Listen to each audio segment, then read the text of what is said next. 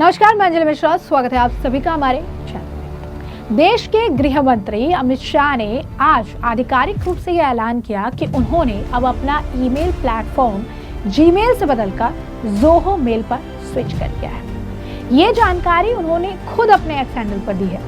ऐसे में आखिर उन्होंने ये कदम क्यों उठाया है, इसके पीछे छिपे गहरे पॉलिटिकल टेक मोटिव के बारे में जान लेते हैं। ज़ोहो का नाम आपने कई बार सुने होंगे, कई बार कई मिनिस्टर से भी सुना होगा।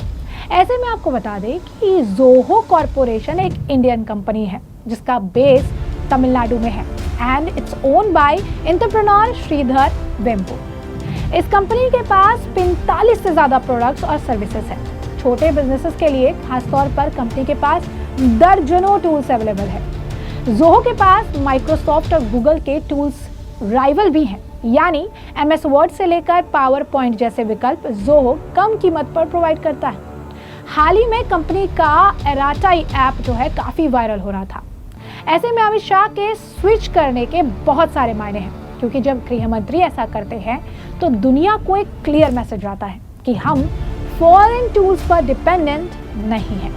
यानी इसे स्वदेशी तकनीक को बढ़ावा देने की दिशा में एक बेहद ही महत्वपूर्ण कदम बताया जा रहा है। आप खुद सोचिए, अगर मिनिस्टर्स, होम मिनिस्टर्स खुद स्विच कर रहे हैं, कोई अलग विकल्प अपना रहे हैं, उसे प्रमोट कर रहे हैं, तो इसका इफेक्ट लोगों पर ज़्यादा होगा।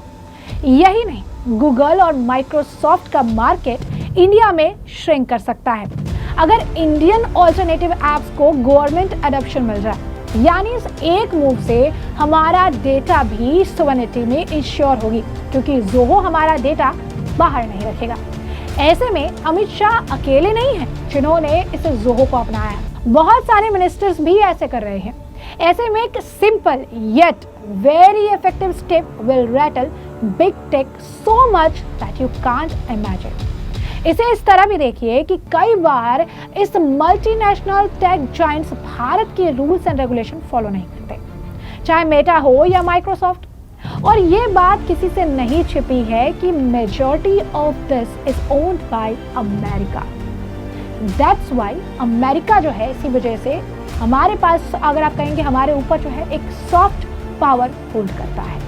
ऐसे में आज के वक्त में भारत के, अगर आप देखेंगे, तेजी से उभर रहा है।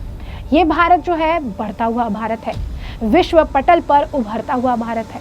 ऐसे में अगर हम खुद अपना लोकल ब्रांड नहीं बनाएंगे तो हम एक प्रॉपर ग्लोबल पावर कभी नहीं बन पाएंगे। ऐसे में अमित शाह के बस एक स्टेप से ये संदेश जा रहा है कि अब भारत ग्लोबल लीडरशिप के लिए भी तैयार हो रहा है। अब ऐसे में अमित शाह का एक छोटा कदम अमेरिका के सिलिकॉन वैली की बिसात हिला सकता है।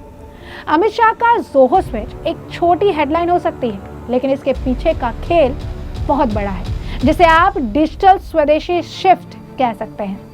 ऐसे में हमें समझने की जरूरत है कि अगर ज़ोहो पास हुआ, आगे बढ़ा, फ्लरिश किया, तो हमारे पास अपना एक ऑल्टरनेटिव होगा। लेकिन अगर फेल हुआ तो हम फिर विदेशी विकल्पों पर डिपेंडेंट हो जाएंगे।